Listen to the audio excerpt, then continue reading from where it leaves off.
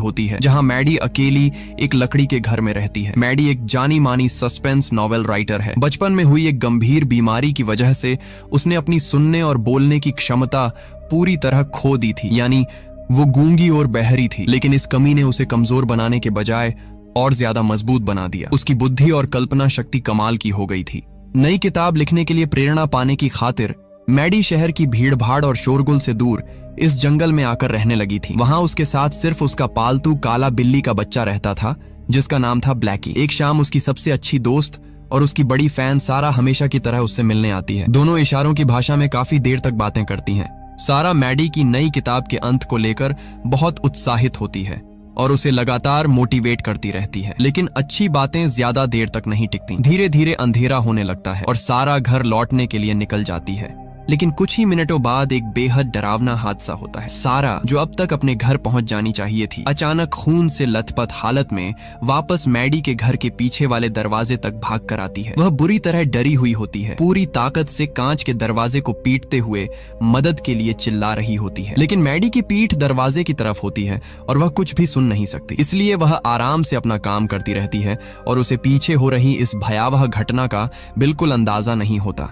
तभी अंधेरे से एक आदमी बाहर निकलता है। उसके चेहरे पर सफेद डरावना मास्क है और हाथ में एक बड़ा शिकारी चाकू। फिलहाल हम उसे सांग ब्याओ कहेंगे। वह बिना कुछ बोले सारा के बाल पकड़ लेता है और उसके पेट में बार बार चाकू घोंप देता है। कुछ ही सेकंड में सारा की दर्दनाक मौत हो जाती है। उसके बाद वह चाकू निकालकर दरवाजे के फ्रेम पर जोर से मारता है। जंगल की खामोशी में यह आवाज बहुत तेज गूंजती है, लेकिन घर के अंदर मौजूद मैडी को कुछ भी सुनाई नहीं देता। सारा को मारने के बाद वह आदमी वहां से जाने ही वाला था, लेकिन तभी उसकी नजर कांच के उस पार खड़ी मैडी पर पड़ती है। वह सोच में पड़ जाता है कि आखिर इतनी जोर जोर की आवाजों और हलचल के बावजूद इस लड़की ने पीछे मुड़कर देखा तक क्यों नहीं। अपने शक को पक्का करने के लिए वह खून से सना हुआ मुक्का कई बार कांच पर मारता है, लेकिन मैडी फिर भी कोई प्रतिक्रिया नहीं देती। अब उसे समझ आ जाता है कि मैडी सच में बाहरी है। यह जानकर उसके चेहरे पर एक खतरनाक और विकृत मुस्कान फैल जाती है। वह तुरंत घर के अंदर घुसने की कोशिश नहीं करता। पहले सारा की लाश को घसीटकर छिपा देता है और यहीं से शुरू होता है एक खौफनाक शिकार का खेल।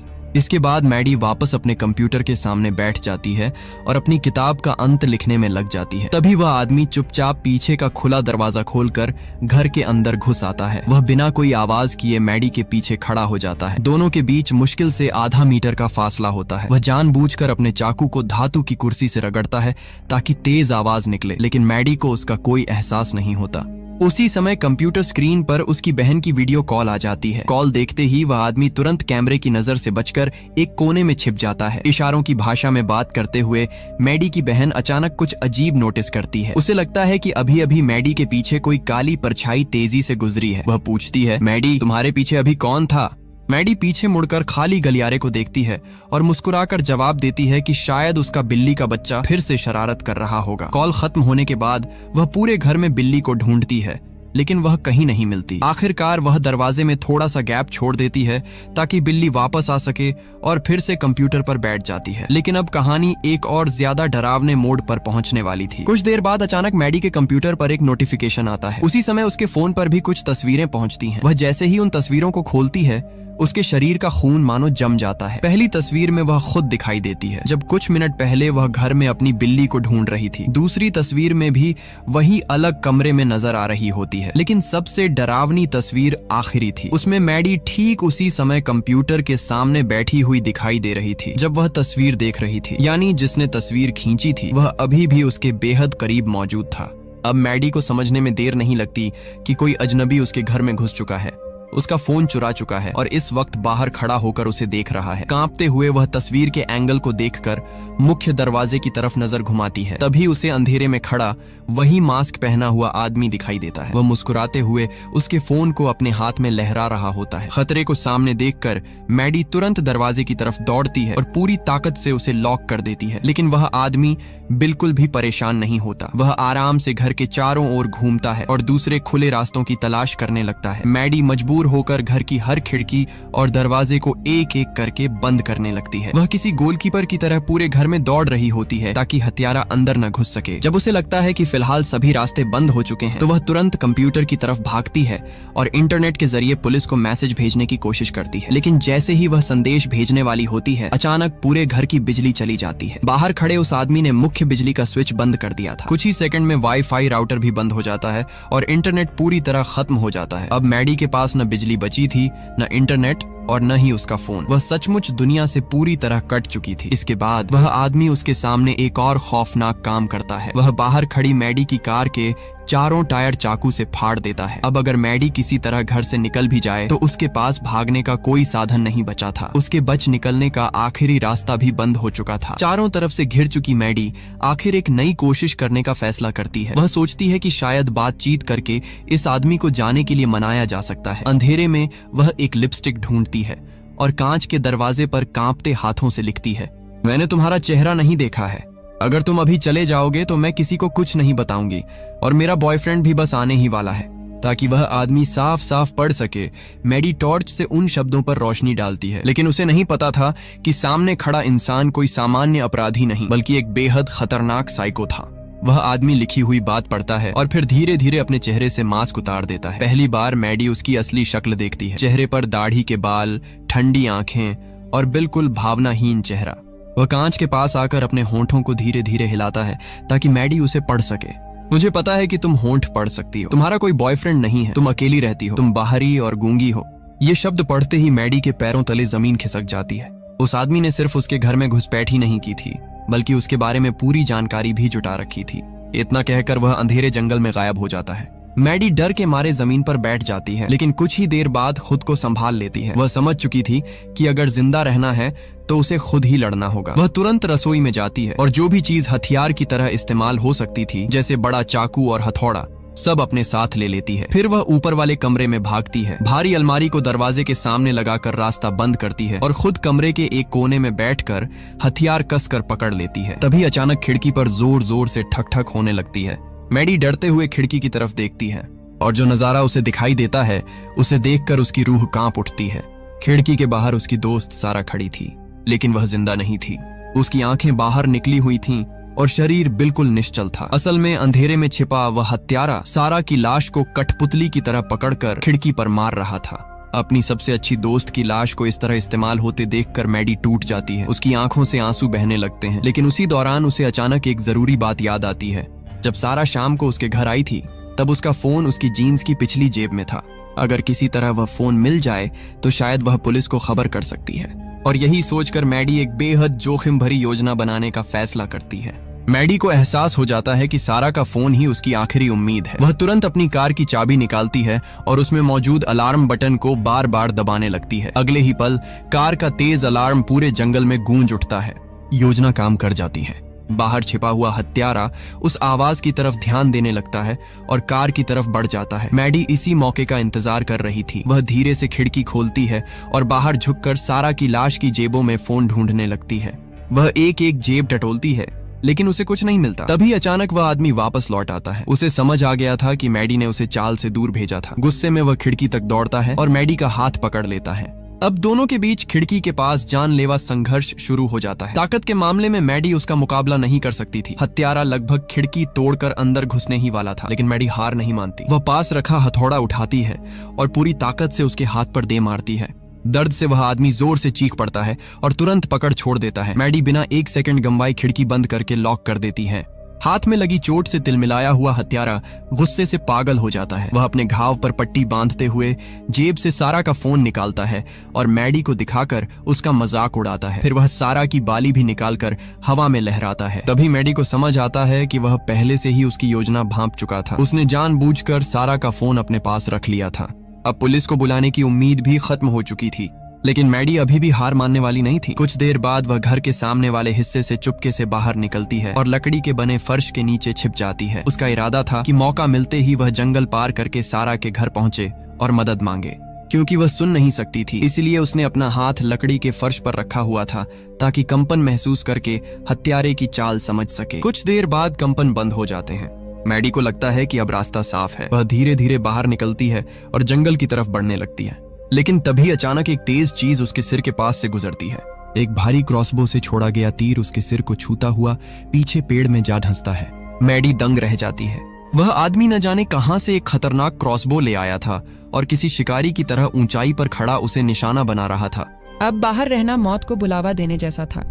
मैडी मजबूर होकर फिर से घर के अंदर लौट आती है। अब उसे समझ आ चुका था कि नीचे रहकर वह सिर्फ शिकार बन रही है, इसलिए वह एक नई योजना बनाती है। वह टॉर्च लेकर ऊपर छत वाले प्लेटफॉर्म पर चढ़ जाती है। वहां पहुंचकर जानबूझकर कुछ आवाज जैसी हरकत करती है और फिर टॉर्च को दूर झाड़ियों की तरफ फेंक देती है।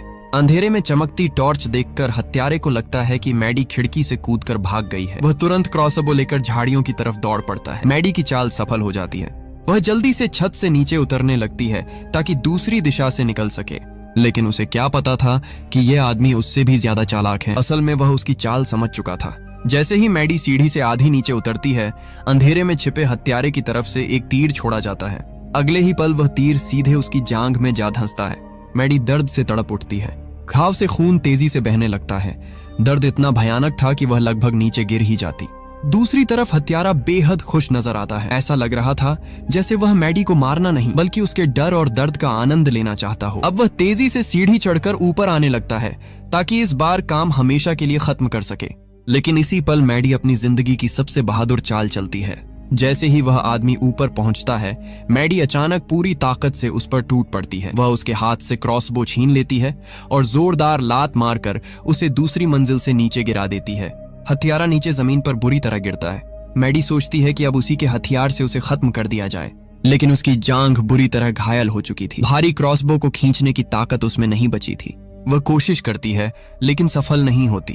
उधर कुछ ही पलों बाद वह आदमी फिर से लड़खड़ाते हुए खड़ा हो जाता है। अब मैडी के पास पीछे हटने के अलावा कोई रास्ता नहीं बचता। वह वापस घर के अंदर भागती है और बाथरूम में जाकर अपने घाव का इलाज करने लगती है। लेकिन उसे नहीं पता था कि अब कहानी एक ऐसे मोड़ पर पहुंचने वाली है जो सब कुछ बदल देगा।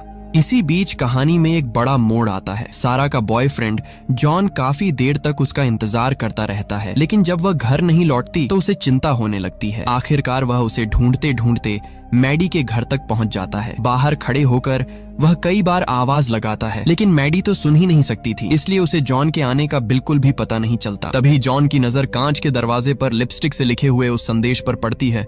साथ ही उसे आसपास खून के निशान भी दिखाई देते हैं। ये सब देखकर उसे तुरंत एहसास हो जाता है कि यहाँ कुछ बहुत बुरा हुआ है। वह बिना समय गंवाए अपना फोन निकालता है और पुलिस को कॉल करने की कोशिश करता है, लेकिन तभी अंधेरे में छिपा हुआ हत्यारा बाहर निकल आता है। वह सिर्फ एक साइको किलर ही नहीं बल्कि बेहद चालाक इंसान भी था। टॉर्च की रोशनी जॉन पर डालते हुए वह पुलिस अधिकारी की तरह चिल्लाता है, रुको, हाथ ऊपर करो। अचानक हुए इस घटनाक्रम से जॉन घबरा जाता है और जल्दी से बताता है कि वह अपनी गर्लफ्रेंड सारा को ढूंढने आया है। हत्यारा उसका आईडी कार्ड देखने का नाटक करता है और फिर बड़ी सफाई से झूठी कहानी सुनाने लगता है। वह कहता है कि वह नया पुलिस ऑफिसर है और इलाके में घुसपैठ की शिकायत मिलने पर यहाँ आया था, लेकिन यहाँ पहुंचते ही किसी अज्ञात आदमी ने उस पर हमला कर दिया। उसका फोन, बटुआ और यहाँ तक कि उसकी सर्विस पिस्टल भी छीन ली। फिर वह जॉन से कहता है कि उसे मुख्यालय से संपर्क करना है, इसलिए अपना फोन दे दो। उसकी बात इतनी भरोसेमंद लगती है कि जॉन पूरी तरह तो नहीं लेकिन काफी हद तक उस पर यकीन कर लेता है और अपना फोन उसके हवाले कर देता है। हत्यारा कुछ देर फोन पर बात करने का नाटक करता है और फिर बड़ी आसानी से उसे अपनी जेब में रख लेता है, लेकिन तभी उससे एक छोटी सी गलती हो जाती है। जेब में हाथ डालते समय एक चीज नीचे गिर जाती है। जॉन नीचे देखता है और उसकी आंखें फैल जाती हैं। वह सारा की बाली थी, वही बाली जो उसने खुद उसके जन्मदिन पर उसे गिफ्ट की थी। उसी पल जॉन सब समझ जाता है। सामने खड़ा आदमी कोई पुलिस वाला नहीं बल्कि उसकी गर्लफ्रेंड का हत्यारा है। लेकिन वह यहीं नहीं रुकता। वह अपने भारी चमड़े के जूते से मैडी की उंगलियों पर पूरी ताकत से पैर रख देता है। हड्डियां टूटने की भयानक आवाज गूंज उठती है। दर्द इतना भयानक था कि मैडी का पूरा शरीर कांपने लगता है। उसका मुंह खुला रह जाता है और वह पूरी ताकत से चीखना चाहती है, लेकिन उसके गले से कोई आवाज नहीं निकलती। हत्यारा कुछ देर बाद जानबूझकर अपना पैर हटाता है और होंठ हिलाते हुए कहता है, अब ये खेल खत्म होने वाला है, मैं अंदर आ रहा हूँ। मैडी दर्द से लगभग टूट चुकी थी, लेकिन उसने हार नहीं मानी। वह अपनी बची हुई ताकत से दरवाजे को फिर से लॉक कर देती है। फिर अपनी बुरी तरह कुचली हुई दाहिनी हथेली की तरफ देखती है। इस बार उसकी आंखों में डर नहीं था, वहां सिर्फ गुस्सा और हत्या का जवाब देने का इरादा दिखाई दे रहा था। वह अपने घायल हाथ से बहते खून को उंगलियों पर लगाती है और कांच के दरवाजे पर बड़े बड़े अक्षरों में लिखती है, डरपोक। ये सिर्फ एक शब्द नहीं था, यह सीधे हत्यारे के अहंकार पर हमला था। एक ऐसा आदमी जो खुद को ताकतवर शिकारी समझता था, उसे एक घायल, बाहरी और गूंगी लड़की ने डरपोक कह दिया था। यह पढ़ते ही वह पूरी तरह पागल हो जाता है। गुस्से में वह अपनी कार के पास भागता है और वहां से एक भारी लोहे की रॉड उठा लाता है। फिर पूरी ताकत से कांच के दरवाजे पर वार करना शुरू कर देता है। मैडी समझ चुकी थी कि अब आखिरी मुकाबला करीब है। वह शांत होकर अपने कंप्यूटर के पास बैठती है और तेजी से टाइप करना शुरू कर देती है। वह लिखती है, वह आदमी लंबा है, गोरा है, चेहरे पर दाढ़ी है, उसके दाएं कंधे में तीर का घाव है और बाएं हाथ पर हथौड़े की चोट लगी हुई है। अगर मैं मर जाऊं तो यह जानकारी पुलिस तक पहुंचा देना। इसके बाद वह अपने परिवार के लिए भी एक संदेश लिखती है, मम्मी, पापा, बहन, मैं आप सबसे प्यार करती हूँ। अगर मैं मर जाऊं तो याद रखना कि मैंने आखिरी पल तक लड़ाई लड़ी थी, मैं डर कर नहीं मरी। यह सिर्फ एक सुसाइड नोट नहीं था, यह उसके संघर्ष का ऐलान था। संदेश लिखने के बाद मैडी एक तेज फल काटने वाला चाकू उठाती है और घर के बाथरूम में जाकर छिप जाती है। उसे पता था कि उसकी हालत अब सीधी लड़ाई लड़ने लायक नहीं रही। उसकी जांघ में तीर लगा था, हाथ टूट चुका था और काफी खून भी बह चुका था। इसलिए वह जगह का फायदा उठाकर घात लगाने का फैसला करती है। लेकिन हत्यारा भी कम चालाक नहीं था। वह मुख्य दरवाजे से अंदर आने के बजाय घर के दूसरे हिस्से से चढ़कर ऊपर वाली खिड़की से अंदर घुस जाता है। फिर बिना कोई आवाज किए धीरे धीरे बाथरूम तक पहुंच जाता है। मैडी का पूरा ध्यान बाथरूम के दरवाजे पर था। क्योंकि वह सुन नहीं सकती थी, इसलिए उसे जरा भी अंदाजा नहीं था कि मौत उसके ठीक पीछे खड़ी है। हत्यारा चुपचाप बाथटब के अंदर खड़ा होकर उसे देखने लगता है। उसके चेहरे पर जीत की मुस्कान फैल जाती है। उसे लगता है कि अब खेल खत्म हो चुका है। वह धीरे धीरे झुकता है और मैडी की गर्दन के पास गर्म सांस छोड़ता है।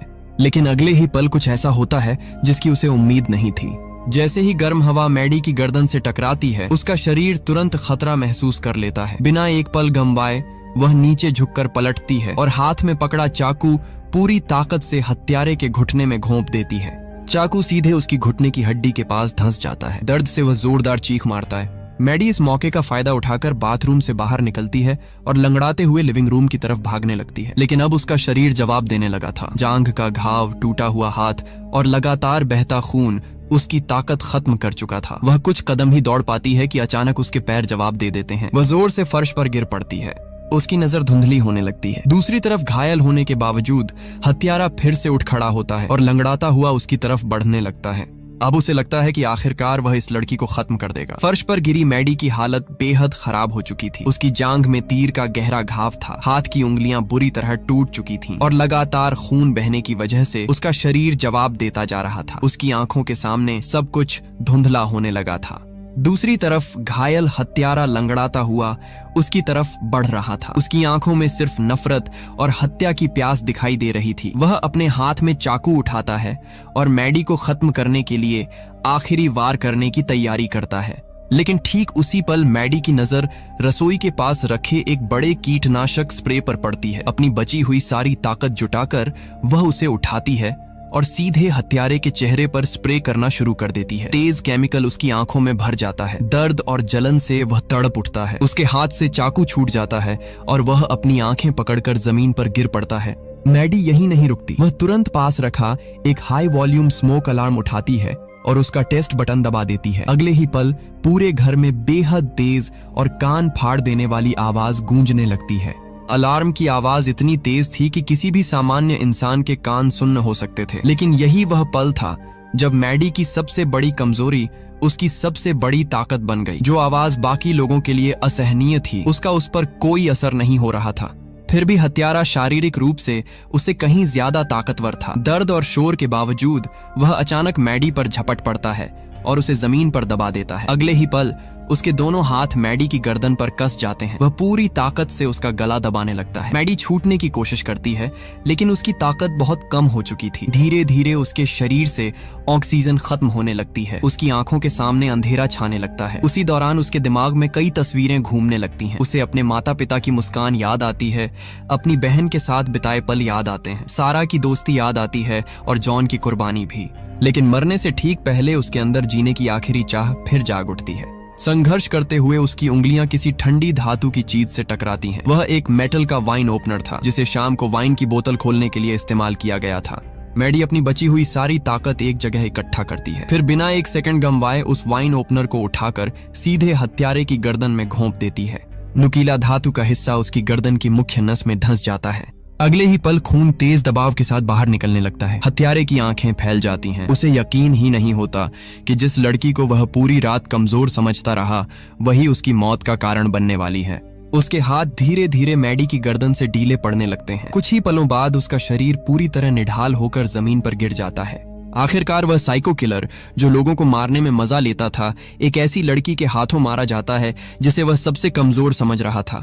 काफी देर तक मैडी वहीं पड़ी रहती है। फिर वह धीरे धीरे उठती है और हत्यारे की जेब से अपना फोन निकालती है। कांपते हाथों से वह 911 पर कॉल लगाती है। वह कुछ बोल नहीं सकती थी, इसलिए फोन पर कोई शब्द नहीं कहती, बस कॉल चालू छोड़ देती है ताकि दूसरी तरफ मौजूद लोग समझ सकें कि कुछ गंभीर हुआ है। इसके बाद वह अपने घायल शरीर को संभालते हुए धीरे धीरे उस डरावने लकड़ी के घर से बाहर निकलती है। उसके कपड़े खून से सने हुए थे, शरीर पर अनगिनत चोटें थीं और चलना भी मुश्किल हो रहा था। आखिरकार वह घर के बाहर बनी सीढ़ियों पर बैठ जाती है।